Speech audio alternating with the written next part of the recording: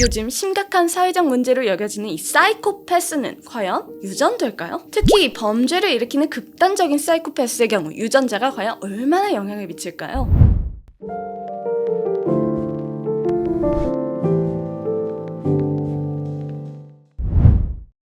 여러분, 이 두 사진 속의 인물은 동일 인물일까요? 언뜻 얼굴 생김새도 또 포즈도 똑같아서 한 어린이의 사진을 흑백 컬러 처리만 달리한 걸로 보이죠? 놀랍게도 이 두 사진은 도플갱어 수준으로 똑 닮은 모녀의 사진이랍니다. 34년의 시간차를 두고 똑같은 포즈를 연출한 이 어머니와 딸의 모습이 동일 인물처럼 닮아 있어서 놀랍죠? 굳이 멀리까지 안 가도 우리나라에도 이와 비슷한 사례가 있죠? 바로 방송인 샘 해밍턴과 그의 아들 윌리엄 해밍턴의 유년 시절 사진인데요. 여러분도 한번 비교해보세요. 귀여운 얼굴 특징이 너무나도 똑같이 닮아있죠? 자, 이 사진은 할리우드 여배우 리즈 위더스푼이 그녀의 딸 에바 필립과 함께 찍은 사진인데요. 이 특정한 시기 서로의 모습을 비교한 게 아니라 같은 시점에서 동시에 찍힌 모습이 이렇게 똑같다니 정말 놀랍지 않나요? 이 유전자의 신비라는 감탄이 절로 나오는 놀라운 사진이죠. 얼굴 주름만 빼면 동일 인물이라고 해도 믿을 정도로 똑같은 모습을 보여주고 있네요. 자, 여러분은 어떠신가요? 부모님과 붕어빵이라는 비유를 자주 들으시나요? 인간을 포함한 모든 생물은 부모로부터 유전자를 물려받게 되고 이 유전자는 자식의 생물학적 특징을 결정하게 됩니다. 예를 들어 검정 눈동자, 갈색 머리카락 등등은 부모님으로부터 물려받은 색으로 결정돼서 바뀌지 않는 것이죠. 이러한 특징은 99% 이상 유전적으로 정해지며 후천적으로 바꾸고 싶다면 렌즈를 끼거나 염색을 하는 수밖에 없어요.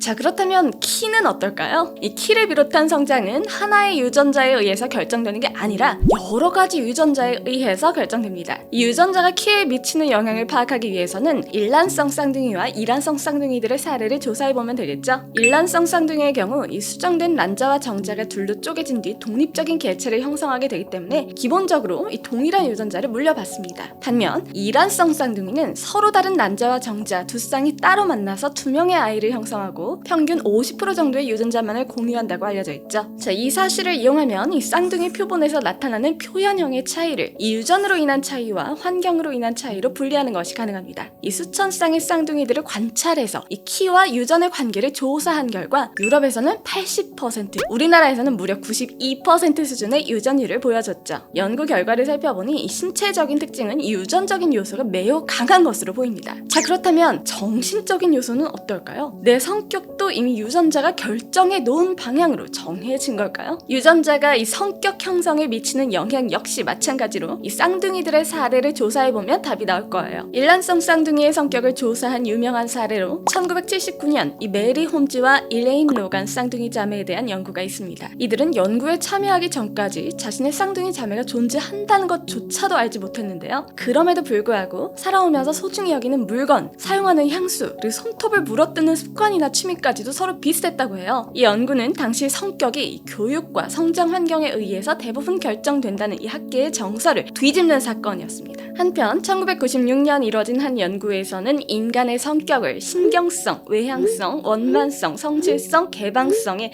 이 5가지 요소로 나눠서 성격 형성에 유전자가 미치는 영향을 조사했는데요. 연구 결과 40에서 60%의 상관관계를 가지고 있었고 특히 이 지능과 관계된 것으로 알려진 개방성의 유전력은 무려 61%로 가장 높게 나타났습니다. 한편 요즘 많은 관심을 끌고 있는 이 MBTI의 유전자가 미치는 영향에 대한 연구에서도 4가지 척도에 대해서 평균 50% 유전율을 보이는 결과가 도출됐다고 합니다. 자, 이렇게 다양한 연구 결과를 살펴보니까 인간의 성격은 이 환경과 유전적 요인의 이 중간쯤에서 결정되는 것 같죠? 인간의 성격이란 것이 전적으로 유전자에 의해서만 결정되는 것이 아니기 때문에 이 구성원들의 올바른 성격 형성을 위해서 이 사회와 가정에서 제대로 된 교육을 행하는 것이 무척이나 중요하다고 볼 수 있겠죠? 자, 그렇다면 여기서 이런 의문이 들 수 있어요. 요즘 심각한 사회적 문제로 여겨지는 이 사이코패스는 과연 유전될까요? 특히 범죄를 일으키는 극단적인 사이코패스의 경우 유전자가 과연 얼마나 영향을 미칠까요? 이 사이코패스의 경우 이 뇌의 합리적인 판단과 대인관계 능력을 관장하는 이 전두피질과 회백질 기능 장애가 직접적인 유발 원인으로 꼽히고 있습니다. 그리고 이러한 뇌 기능의 문제는 환경적 요인보다 이 생물학적 요인에 의해서 발병한다는 것이 정설로 받아들여지고 있죠. 특히 이 마오-A 유전자의 변이가 생기는 경우 공격성을 억제시키는 호르몬인 세로토닌이 과다하게 축적되고 그 결과 뇌가 세로토닌에 무뎌지게 돼서 오히려 공격성을 띠게 만든다고 합니다. 하지만 모든 사이코패스가 범죄자가 되는 게 아니라는 점에 유념할 필요가 있어요. 인류의 0.5%에서 1%에 이르는 꽤 많은 사람들이 이 사이코패스로 분류되고 있는데, 이 중에서 이 범죄를 실제로 저지르게 되는 사이코패스는 극히 일부에 불과하죠. 오히려 이 특정 직업군에서는 사이코패스 성향을 가진 사람들이 성공하는 케이스가 많이 존재하는데요. 이와 관련해 이 베스트셀러 사이코패스 테스트의 저자 존 론스는 이 막강한 정치 권력자 또는 존경받는 CEO로 활약하거나 평범한 직장 동료 또는 선량한 이웃으로 행세하는 이들을 이 고단수 사이코패스라 칭한 바 있죠. 이 사이코패스는 분명 유전되는 게 맞지만, 이 사이코패스 유전자를 보유한 사람을 이 범죄자로 만드는 데에는 후천적인 요인, 즉 성장 과정에서 부모로부터 학대당하거나 사회로부터 차별받거나 이 극심한 실패나 고통을 경험하는 것과 같은 이 외부적인 요소가 상당 부분 작용한다는 걸 알 수 있죠. 이 대목에서도 역시 이 사회 구성원의 올바른 성장을 위한 공동체의 역할과 책임이 중요하다는 점을 알 수 있어요. 자, 지금까지 살펴봤듯이 인간이 유전자에 큰 영향을 받는다는 것은 그 누구도 부인할 수 없는 과학적 사실이죠. 하지만 놀라운 건 이 유전자의 존재가 발견된 지 고작 200년도 채 되지 않았다는 거예요. 1865년에 오스트리아의 과학자 그레고어 멘델이 완두콩 실험을 통해서 유전 법칙을 알아낸 뒤에 세대를 넘어서 형질이 전달되는 법칙이 있다는 것을 알아내게 됐고, 바로 이것이 유전자 발견의 첫걸음이었죠. 이 멘델 이후의 몇몇 과학자들은 유전 법칙을 설명할 수 있는 단위 물질인 유전자가 있을 거라고 생각했고, 실제로 1910년 미국의 생물학자 토마스 모건은 이 초파리 실험을 통해서 유전 물질이 세포의 핵 내부에 염색체에 존재한다는 것을 밝혀내게 됩니다. 1944년 캐나다의 생물학자 에이버리는 유전자가 염색체의 일부인 핵산이라는 것을 밝혀내게 되죠.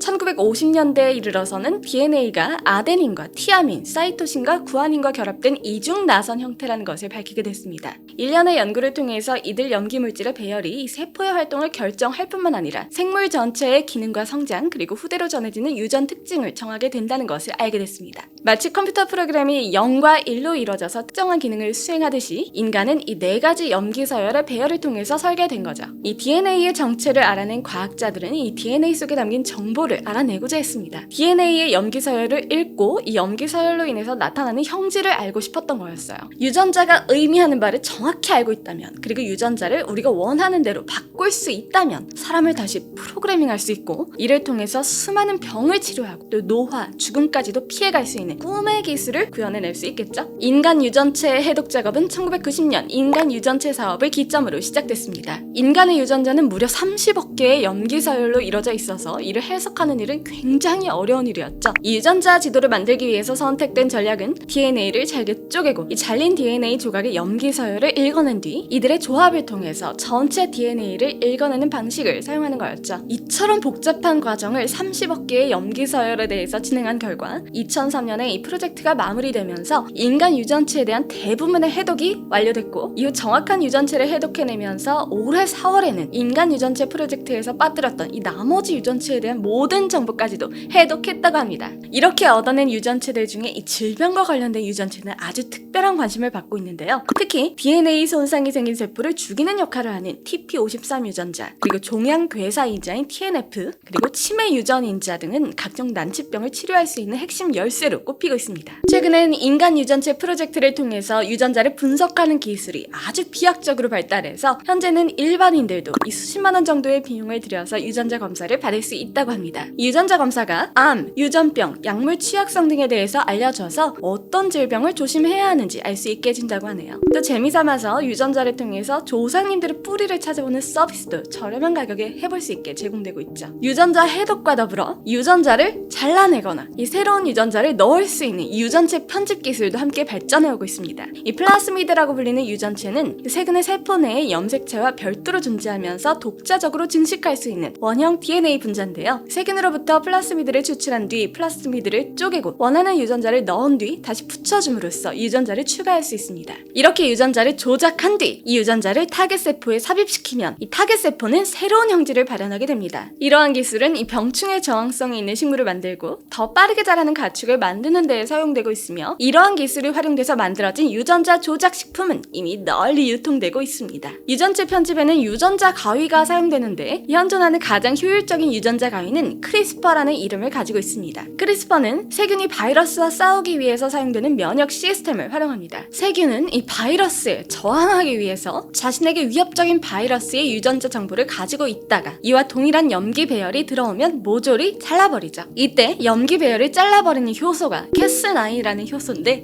이 캐스9을 조절해서 원하는 염기 서열을 자르는 가위로 사용하는 방식이죠. 이 잘린 DNA는 저절로 복구되거나 새로운 유전자를 넣어줌으로써 유전자 편집이 이뤄지게 됩니다. 이 기술은 기존의 편집 기술보다 훨씬 간편한 방식이어서 유전체 편집 기술이 더 활발히 활용될 수 있게 만들었죠. 이렇게 고도로 발달한 유전체 편집 기술은 다방면에서 활용되고 있습니다. 특히 유전자 치료를 위해서 유전자 편집 기술이 활용되고 있는데요. 암의 경우 크리스퍼 기술을 이용해서 암세포에만 존재하는 돌연변이 DNA만을 잘라냄으로써 정상세포에 영향을 주지 않고 암세포만 사멸시키는 기술이 임상 실험 중입니다. 기존의 항암 치료는 과학적으로 세포를 죽이는 약물을 넣어서 암세포를 죽이는 방법을 이용하고 있죠. 그 결과 암세포 주변의 정상세포들도 어쩔 수 없이 죽이게 돼서 몸에 엄청난 무리를 줬는데 이 기술을 이용한다면 부작용이 적은 암치료가 가능해지는 획기적인 발전이 이뤄질 것으로 보입니다. 이외에도 유전자 치료는 이론상으로는 이 모든 병을 치료할 수 있는 가능성을 가지고 있습니다. 이 결합 유전자에 상응하는 정상 유전자를 이 발병 조직에 넣어줌으로써 병을 치료할 수 있다는 논리죠. 하지만 이 삽입된 유전자가 원하는 때와 장소에서만 발현되도록 하기 어렵고 도입된 유전자가 이 다른 유전자의 기능을 저해할 가능성이 있다는 점은 여전히 한계로 남아 있습니다. 또